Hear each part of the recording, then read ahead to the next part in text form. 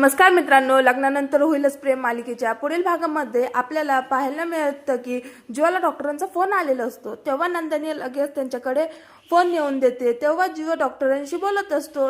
संध्याकाळची नाही तर दुपारचीच अपॉइंटमेंट हवी आहे। आता या गोष्टीला आणखीन उशीर झालेला नको, मला लवकरात लवकर या गोष्टीचा सुटका करून घ्यायचा आहे। आणि असं म्हणत तो आता जीवाची 1 वाजता अपॉइंटमेंट घेतो। तेव्हा आता नंदिनी जीवाला विचारत असते, कोणता डॉक्टर आहे आणि तुम्ही कशाबद्दल बोलत होता आणि कसली अपॉइंटमेंट घेतली आहे तुम्ही?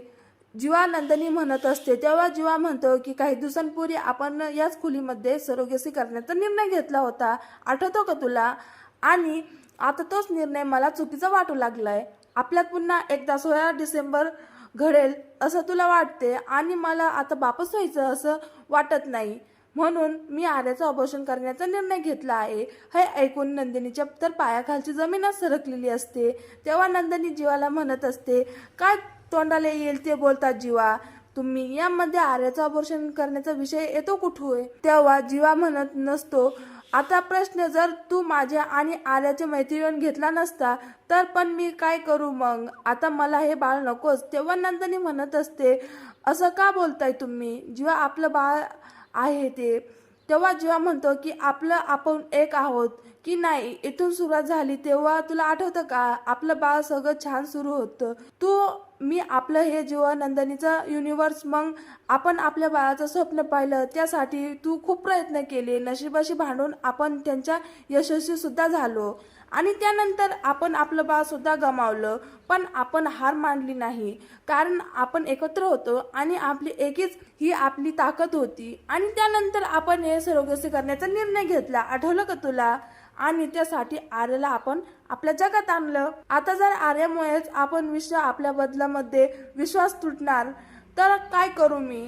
आता त्या बाळाचं त्यापेक्षा दुसऱ्यांच्या हातामधील दुसऱ्यांचं बाळ बघून समाधान मानू शकतो मी, पण जर तुझाच हात माझ्या हातात नसेल तर याचा अर्थ काय?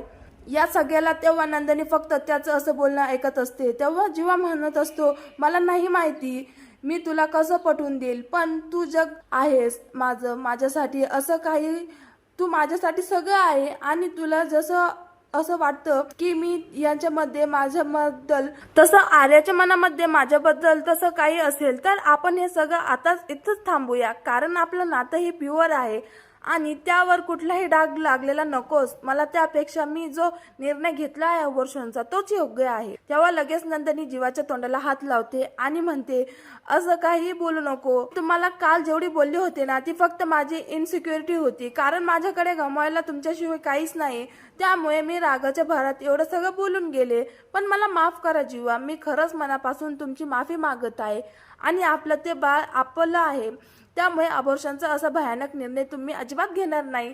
आताच्या आता तुम्ही त्या डॉक्टरांना फोन करून ही अपॉइंटमेंट कॅन्सल करा, आपल्याला हे बाळ हवं आहे आणि हे बाळ आपलं आहे, असं म्हणत नंदिनी लगेच जीवाला मिठी मारते आणि पुन्हा एकदा जीवाने घेतलेला निर्णय थांबते। तर प्रेक्षकांनो, तुम्हाला काय वाटतं?